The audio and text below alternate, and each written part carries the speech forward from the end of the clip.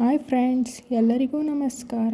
ನಾನು ಈ ದಿನ ನಿಮಗೆ ಅಕ್ಕಿ ರೊಟ್ಟಿ ಮಾಡೋದು ಹೇಗೆ ಅಂತ ಹೇಳ್ಕೊಡ್ತಾ ಇದ್ದೀನಿ. ಮೊದಲಿಗೆ ನಾವು ಅಕ್ಕಿ ಹಿಟ್ಟು, ಇದು ಬೇಕಾಗುವ ಸಾಮಗ್ರಿಗಳು. ಒಂದು ಬೌಲ್ಗೆ ಅಕ್ಕಿ ಹಿಟ್ಟು, ತೆಂಗಿನಕಾಯಿ ತುರಿ, ಕ್ಯಾರೆಟ್ ತುರಿ, ಸಣ್ಣದಾಗಿ ಹಚ್ಚಿರುವಂಥ ಹಸಿಮೆಣಸಿನಕಾಯಿ, ತುರಿದಿರುವಂತಹ ಶುಂಠಿ, ಜೀರಿಗೆ, ಕೊತ್ತಂಬರಿ ಸೊಪ್ಪು, ಕರಿಬೇವಿನ ಸೊಪ್ಪು, ಸ್ವಲ್ಪ ಕತ್ತರಿಸಿದಂತಹ ಈರುಳ್ಳಿ ಎಲ್ಲವನ್ನು ಮಿಕ್ಸ್ ಮಾಡಿ ಬಿಸಿ ನೀರಿನಲ್ಲಿ ಅಕ್ಕಿ ಹಿಟ್ಟನ್ನು ರುಚಿಗೆ ತಕ್ಕಷ್ಟು ಉಪ್ಪನ್ನು ಹಾಕಿ ಕಲಸಿಕೊಳ್ಳಬೇಕು. ಉಂಡೆಗಳನ್ನಾಗಿ ತಯಾರಿಸಿಕೊಂಡು ರೊಟ್ಟಿಯನ್ನು ತಟ್ಟುವಂತಹ ಪೇಪರ್ ಮೇಲೆ ನೀಟಾಗಿ ತಟ್ಟಿಕೊಂಡು ಕಾದಿರುವಂತಹ ಹೆಂಚಿನ ಮೇಲೆ ಹಾಕಿ ನೀಟಾಗಿ ಬೇಯಿಸಬೇಕು.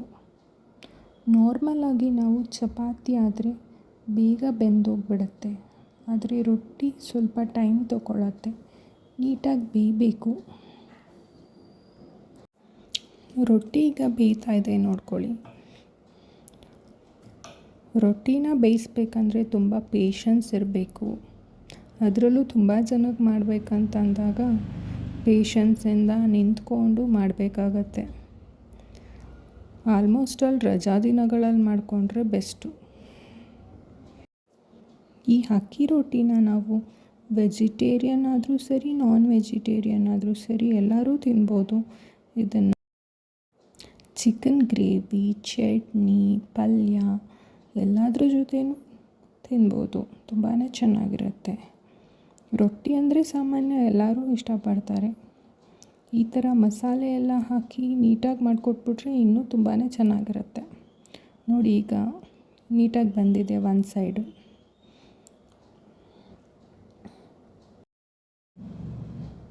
ಹಾಗೆ ಮತ್ತೊಂದು ರೊಟ್ಟಿ ಹಾಕ್ಕೊಳ್ಳೋಣ. ಈಗ ಮೊದಲೇ ಬೇಯಿಸಿದ್ವಲ್ಲ, ಅದೇ ಥರನೇ ನೀಟಾಗಿ ತಟ್ಕೊಂಡು ಬೇಯಿಸ್ಕೊಳ್ಳೋಣ.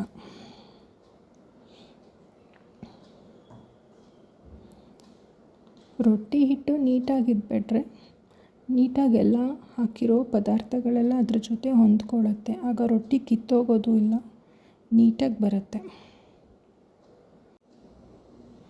ನೋಡಿ, ಈ ಥರ ನೀವು ಮನೆಯಲ್ಲಿ ನೀಟಾಗಿ ರೊಟ್ಟಿ ಮಾಡ್ಕೊಳ್ಳಿ, ಎಲ್ಲರಿಗೂ ಮಾಡ್ಕೊಳ್ಳಿ. ತುಂಬಾ ರುಚಿಯಾಗಿರುತ್ತೆ. ನೋಡಿ, ಈಗ ಇನ್ನೊಂದು ರೊಟ್ಟಿನೂ ರೆಡಿ ಆಯಿತು. ಈಗ ಚಟ್ನಿ ಜೊತೆ ಸರ್ವ್ ಮಾಡಿ ತುಂಬಾ ಚೆನ್ನಾಗಿರುತ್ತೆ.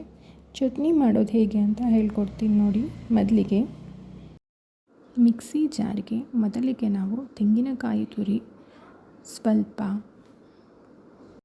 ಚೂರು ಹುಣಸೆ ಹಣ್ಣು, 3 ಹಸಿಮೆಣಸಿನಕಾಯಿ, ಸ್ವಲ್ಪ ಶುಂಠಿ, ಒಂದು 4 ಎಸಳು ಬೆಳ್ಳುಳ್ಳಿ, ಕೊತ್ತಂಬರಿ ಸೊಪ್ಪು, ಪುದೀನ ಸೊಪ್ಪು, ಹುರಿಗಡಲೆ, ಉಪ್ಪನ್ನು ಹಾಕಿ ನೀಟಾಗಿ ಈಗ ಗ್ರೈಂಡ್ ಮಾಡ್ಕೊಳ್ಳೋಣ. ಚಟ್ನಿ ತಯಾರಾಗಿದೆ. Thank you.